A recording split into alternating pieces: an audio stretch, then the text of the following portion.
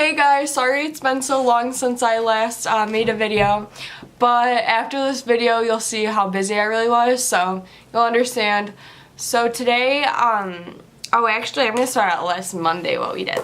So on Monday I told you guys that we were going to go out to Honey Acres and do some control tower work, or actually grass strip landing work out there, but it ended up being that I called weather and there's a TFR out there because NASCAR was there last week, so the NASCAR race was really close to the airport, so we didn't want to go mess around with that. So we went out to Detroit City Airport and then practiced landings with a control tower airport instead. And I thought that went really well because we'll call Detroit Approach and we'll ask for flight following, and honestly, after you talk to Detroit Approach, like Detroit Metro, one of the biggest airports in the world, and it's so busy there, so after you talk to one of those airports, you're like, oh, Detroit City is no big deal, because Detroit City Airport is probably those people in the control tower are probably bored waiting for somebody to come fly over there, somebody to talk to. So I think I got good with the control tower. I mean, even after today's flight, it was good. So I'm good now. I'm not nervous or anything anymore. So then on Wednesday we did side slip landings because I guess I'm kind of lazy on the rudders, and so I really needed to work on that. And I know when I go to Western, the ailerons and the rudders are connected, so my my habit's probably just gonna stay the same or not get any better. So we're working on that bad habit now, so that hopefully in the future when I do switch after I'm done with flying those serious planes, I can still not come out with that habit.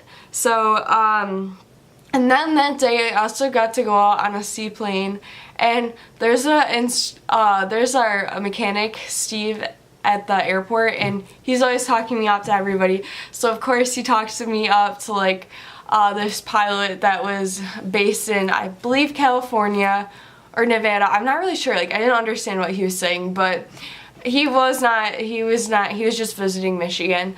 So he talked me up to them, and he was like, yeah, I'll take you up for a ride in the seaplane. And of course I was like, yes, let's go. So I got to go up in the seaplane for the first time, and we landed in the Detroit River, so that was super cool. And honestly, it was really convenient because the current was going this way and then the wind was going that way, so it was anchored and it stayed in spot and in the spot in the water. And then I was able to get out, and I posted on my Instagram, I got some really cool photos, so that was super duper fun. And he even let me taxi it on the water, so boats would pass our plane, and they would be taking pictures and stuff because there's not a lot of seaplanes out here. So then we went back, and that literally lit up my whole day. I was so happy for the rest of the day because I got to go up in that plane. And then so yesterday we were gonna do a cross country, but we ended up just doing flight planning and that takes a while, and honestly I'm not very good at it yet.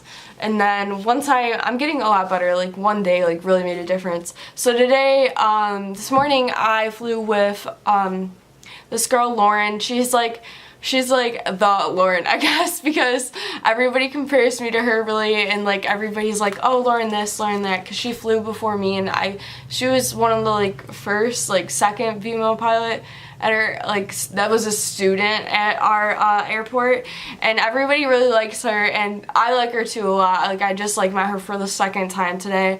So we ended up flying together, and we went up, and she's training to get her CFI, so we're hoping that I'll be her student when I get to Western in the spring.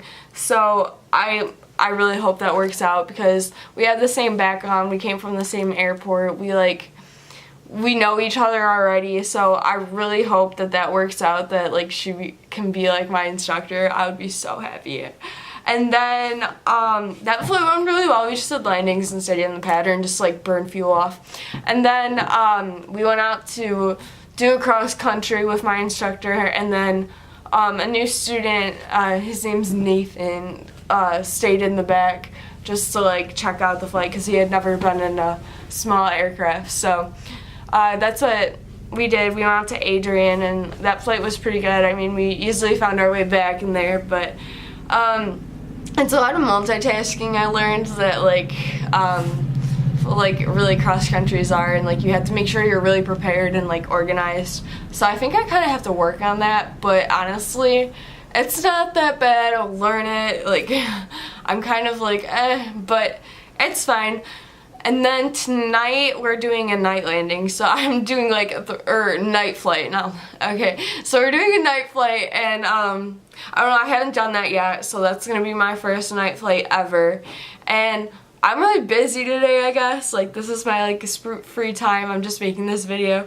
So I was at the airport from like 9 a.m. to like until what time is it now? So to like 4, and then I'm gonna go back around like 9 o'clock and do my night flight, and then that'll be 3 flights in one day. So I'm really like trying to get everything done because I leave for school in like 15 or 14 days. So I'm trying to like just get as much done now because I'll be coming home from like Western on the weekends to like fly. So I'm trying to like get like the heavy load and the hard parts done so that I don't have to do that when I'm like having schoolwork and stuff at Western.